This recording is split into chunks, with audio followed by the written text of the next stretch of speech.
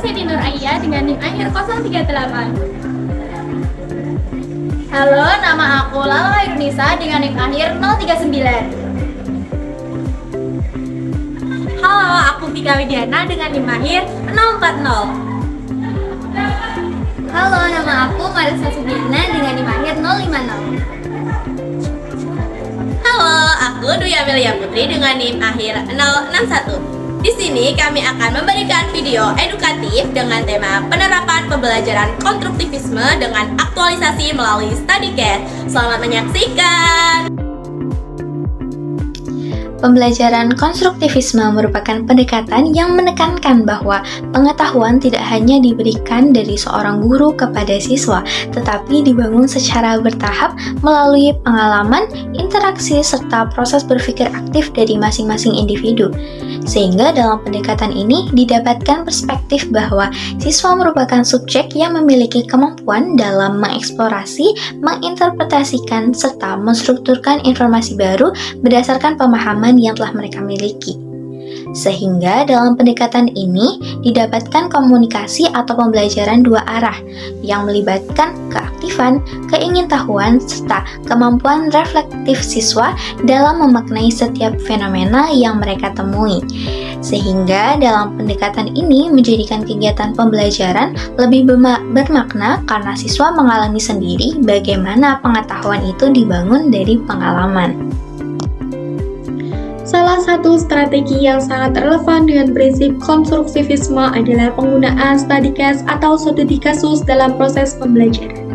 Metode ini memberikan kesempatan bagi siswa untuk berhadapan langsung dengan situasi yang menggambarkan kondisi nyata di lingkungan mereka. Melalui studi kasus, siswa dilatih untuk memahami konteks permasalahan, menganalisis faktor penyebab, serta mengidentifikasi berbagai kemungkinan solusi yang dapat diterapkan. Pendekatan ini tidak hanya menuntut siswa untuk berpikir kritis, tetapi juga membantu mereka mengembangkan kemampuan problem solving, kolaborasi, dan pengambilan keputusan yang sistematis.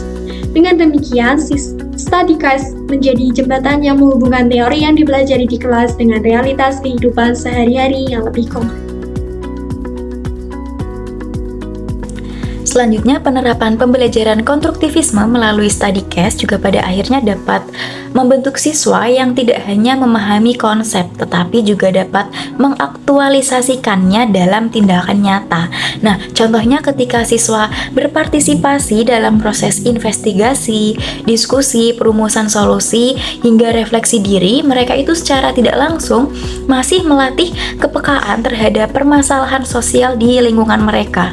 Nah, pengalaman belajar seperti ini itu dapat mendorong terbentuknya karakter yang bertanggung jawab, peduli lingkungan, dan mampu berpikir secara menyeluruh sambil mengambil keputusan. Nah, dengan kata lain, pembelajaran konstruktivisme yang didukung oleh pendekatan study case itu bukan hanya memperkaya pengetahuan siswa saja, tetapi juga dapat membentuk keterampilan abad 21 yang sangat dibutuhkan dalam perkembangan dunia pendidikan modern ini. Dalam pembelajaran konstruktivisme, siswa membangun pengetahuannya sendiri.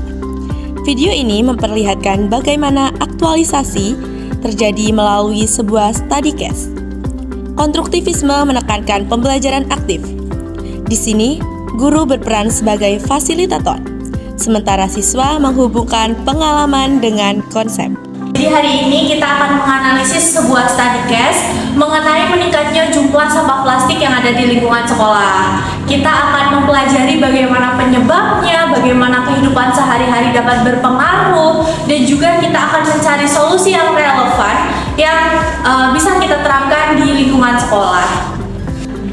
Siswa mulai mengeksplorasi masalah dengan membaca secara cermat isi study case, mencatat detail-detail penting, serta mengidentifikasi informasi utama yang berkaitan dengan penyebab, dampak, dan konteks permasalahan sampah plastik di lingkungan sekolah. Proses ini menjadi langkah awal bagi mereka untuk memahami situasi secara menyeluruh sebelum masuk pada tahap diskusi dan analisis lebih lanjut.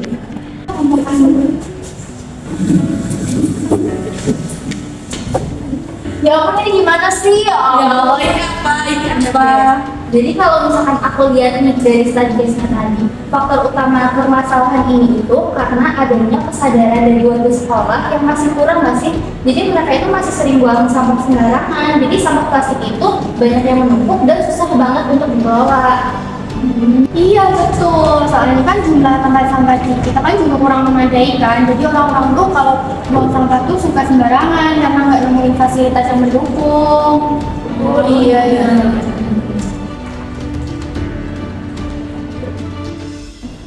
Pada tahap ini, siswa saling bertukar pendapat, menganalisis temuan mereka, dan membangun pemahaman melalui diskusi aktif dan kolaboratif, yang membantu mereka melihat masalah dari berbagai sudut pandang. Pada tahap ini, siswa menghubungkan wawasan baru dengan pengalaman mereka, sehingga lahir solusi yang konstruktif.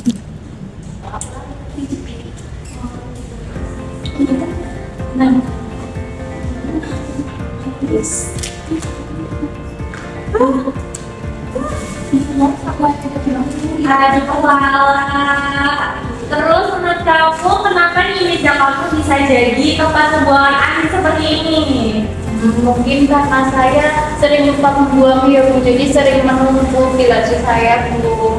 Terus menurut kamu langkah apa yang harus kamu lakukan buat biar masalah-masalah kayak gini tuh nggak terulang lagi? Coba pikirin deh, diskusiin berdasarkan pengalaman kamu sendiri.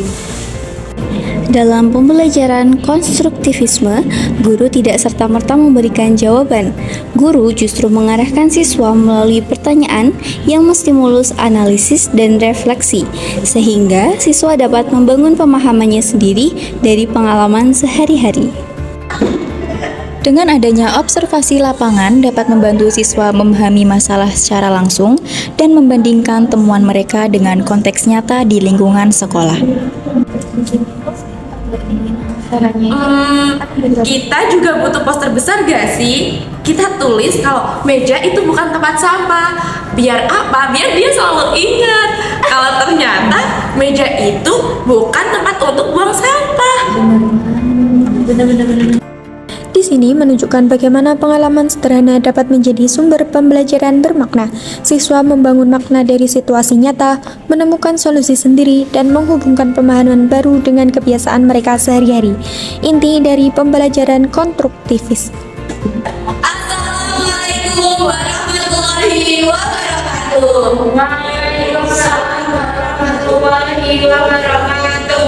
Kami dari kelompok 9. Di sini kami akan memaparkan hasil diskusi dari study case terkait kebersihan lingkungan.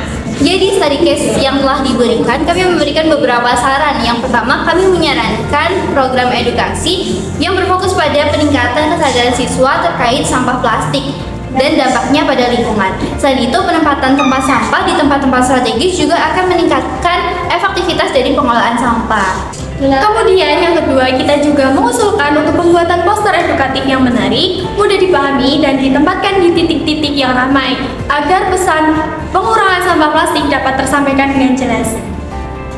Yang ketiga, kami juga berpikir penting untuk membuat jadwal kegiatan rutin seperti pada saat hari bebas plastik atau kita melakukan kerja bakti secara bulanan, di mana hal ini dapat membuat siswa agar selalu peduli terhadap kebersihan lingkungan sekolah. Dengan cara ini, untuk perubahan perilaku bisa lebih berkelanjutan. Lalu disarankan juga untuk sistem pengolahan sampahnya itu bisa dibedakan antara organik dan anorganik supaya lebih terstruktur. Itu bisa diberikan label warna yang berbeda di tiap sampahnya, lalu bisa ditempatkan di setiap sudut sekolah. Dengan begitu, maka tiap semua warga sekolah itu dapat dengan mudah menerapkan sistem pengolahan sampah dengan baik. Wah, bagus banget nih. Ini artinya kalian dapat menerapkan teori konstruktivisme dalam bentuk solusi nyata nih yang relevan untuk lingkungan sekitar kalian. Nah, dari pendekatan ini juga kalian bisa belajar untuk berpikir kritis dan bertanggung jawab mengenai permasalahan yang ada di lingkungan sekitar kalian. Itu merupakan hasil diskusi dari kelompok 9. Terima kasih. Wassalamualaikum warahmatullahi wabarakatuh. Proses berpikir siswa merupakan salah satu aspek utama yang paling penting dalam pembelajaran konstruktivisme. Melalui study case, mereka dapat menganalisis, memahami konteks, dan merumuskan solusi. Dengan konstruktivisme dan studi kasus, pembelajaran menjadi lebih bermakna, relevan, dan dekat dengan kehidupan nyata.